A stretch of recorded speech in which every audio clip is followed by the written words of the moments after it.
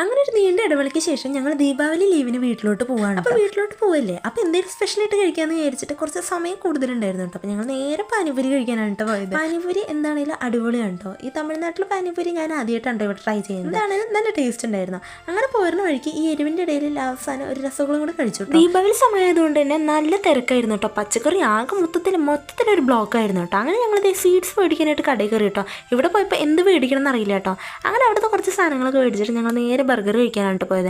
ഇപ്രാവശ്യം വീട്ടിൽ നിന്ന് ചിക്കൻ റൈസ് കഴിക്കേണ്ട പറഞ്ഞുകൊണ്ട് ഞങ്ങൾ നേരെ ബർഗർ കഴിക്കാനായിട്ട് പോയത്. ഇതെന്താണെങ്കിലും അടിപൊളിയാണ് കേട്ടോ. ഇവിടുത്തെ ഫസ്റ്റ് ട്രൈ ആണ് ഞങ്ങൾ ഈ ബർഗർ കഴിക്കുന്നത്. ഞങ്ങളുടെ കോളേജിൽ നിന്ന് ലീവ് കിട്ടിയ ഈ കട നിറച്ച് ഞങ്ങളുടെ കോളേജിലത്തെ പിള്ളേരെ ആയിരിക്കും കേട്ടോ. എവിടെ നോക്കിയാലും നമ്മുടെ പിള്ളേരെ കാണുമ്പോൾ നമ്മൾ ഇങ്ങനെ വീഡിയോ എടുക്കാണ്ടിരിക്കുക. അപ്പൊ പിന്നെ നേരെ വീഡിയോ എടുത്തു കേട്ടോ. തൊട്ടപ്പുറത്തെ ആള് സാൻഡ്വിച്ച് അതിലും അടിപൊളിയാന്ന് പറഞ്ഞിട്ടാണോ കഴിച്ചോണ്ടിരിക്കുന്നത്. പിന്നെ ഒരു ചോക്ലേറ്റ് ഷേക്കും കൂടെ കഴിച്ചിട്ട് ഞങ്ങൾ അവസാനിപ്പിക്കാം കേട്ടോ. ഇവിടെ ഒരാളെ ബാഗിൽ എന്താ വിൽക്കാൻ മറന്നേന്ന് തപ്പിക്കൊണ്ടിരിക്കുകയാണ് കേട്ടോ. അങ്ങനെ അവിടുത്തെ എല്ലാ പരിപാടിയും കഴിഞ്ഞിട്ട് നേരെ ട്രെയിൻ കയറാൻ പോകാൻ കേട്ടോ. അപ്പൊ ഇന്നത്തെ വീഡിയോ ഇത്രയുള്ള